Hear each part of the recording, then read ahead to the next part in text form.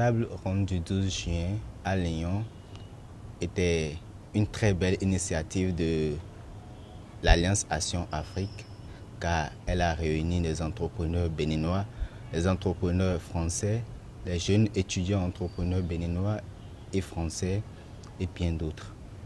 J'ai bien aimé la table ronde, c'était très enrichissant pour moi, car on a pu découvrir les Béninois, leur façon d'entreprendre. Et on a pu voir qu'ils ne pensaient pas qu'avant tout à la richesse, à l'argent, mais tout d'abord à développer leur pays. Ça nous a permis de faire la rencontre des étudiants français, des entrepreneurs béninois et français, et surtout de partager les expériences avec eux et de savoir ce qui se passe vraiment dans l'entrepreneuriat aujourd'hui. Il faut l'avouer, c'est une joie complète. Ça a été très bon, bien passé, j'allais dire. Ça a été une réussite. C'était très riche d'enseignements et de partage d'expériences et de culture. Je me suis dit que ce serait bien de connaître, on va dire, les jeunes béninois, qu'est-ce qu'ils ont comme projet pour entreprendre, qu'est-ce qui est vraiment fait, on va dire, au Bénin, parce que vu que je ne connais pas, on va dire, l'Afrique de l'Ouest, donc du coup j'avais surtout envie de découvrir quels sont les grands projets que des jeunes peuvent avoir et qu'est-ce qu'on peut faire si un jour on voudrait entreprendre là-bas. Moi je dirais que c'est le partage d'expérience de chacun, en fait. Chacun a une vision différente à la fois du monde et de l'entreprise, de par son expérience personnelle. Moi j'ai la mienne, j'ai une expérience assez atypique et je trouve que chacun en fait a apporté sa vision du concept associatif, de ce qu'il pouvait apporter en tout cas la pierre qu'il pouvait amener à l'édifice et c'est ça que je trouve intéressant en fait, c'est que chacun a quelque chose à apporter, quel que soit son milieu, quelles que soient les études qu'il a pu faire ou son statut social, on a tous quelque chose à apporter. Ce que j'ai pu apprendre ce soir en fait, c'est que des idées d'entrepreneuriat s'étaient déjà bien avancées dans leur esprit, qui s'étaient précisées d'ailleurs dans la tête de certains, et qu'il y a là beaucoup de promesses d'espoir, et que cet espoir très certainement n'en restera pas à ce stade, mais deviendra une concrétisation dans des termes plus ou moins lointains, mais je les crois plutôt proches que lointains. C'est quand les jeunes béninois ils parlaient de leur projet, c'est-à-dire un qui m'a marqué, c'est celui qui voudrait faire, on va dire, des assiettes, des couverts, etc. avec du sable. Donc du coup, je trouvais que c'était un projet qui était très original. Donc du coup, c'est surtout ce projet qui m'a marqué. Après, il y avait aussi une petite jeune aussi qui disait qu'elle avait envie de faire une chocolaterie et tout, et qu'elle disait que justement sa famille allait l'aider à financer ce projet.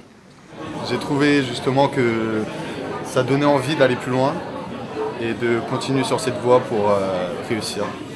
Alors ce soir, ce qu'il y avait de nouveau par rapport à tout ce que j'ai pu voir, c'est cette mosaïque d'intérêts portée chacun par des Béninois et des Français, et que cette mosaïque-là constitue un tout auquel je n'avais pas accès, puisque le seul accès que j'avais pu avoir, c'était celui qui était béninois 100%.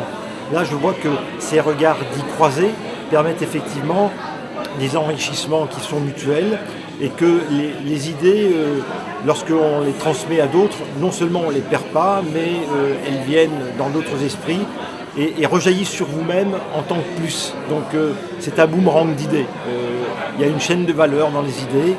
Oui, je pense que forcément, ce serait bien en fait que, on va dire, je crois que vous avez encore un nouvel événement en 2020.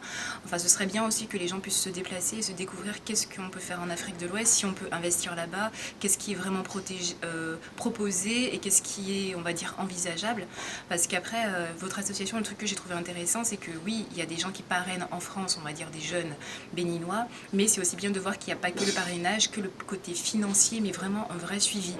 Moi, en tout cas, ça m'apporte quelque chose.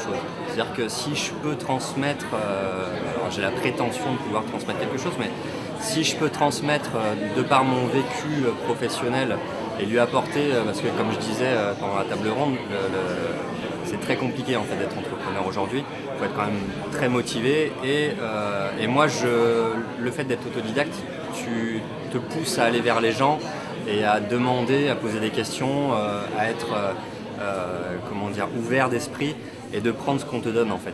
Et quand tu as la chance, l'opportunité de pouvoir toi donner quelque chose, je trouve que c'est ça qui est très intéressant.